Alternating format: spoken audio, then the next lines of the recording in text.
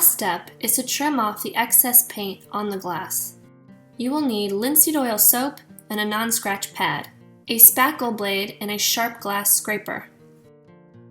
Mix water and soap with your non-scratch pad.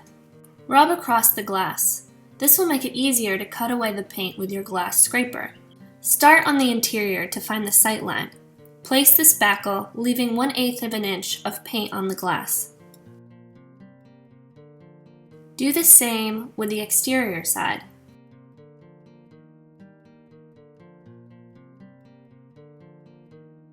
You can always trim back the paint line little by little until you're satisfied. Simply wipe clean with a microfiber cloth. Pay close attention to the corners to get a nice clean edge.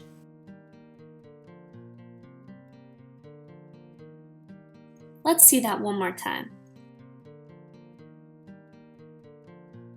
And this is the end result we're looking for.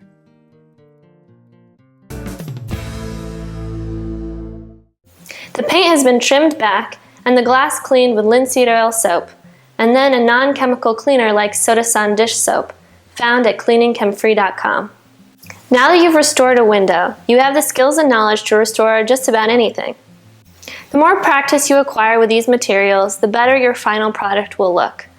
Your glazing putty will be smoother, and your sight lines perfectly matched on both sides.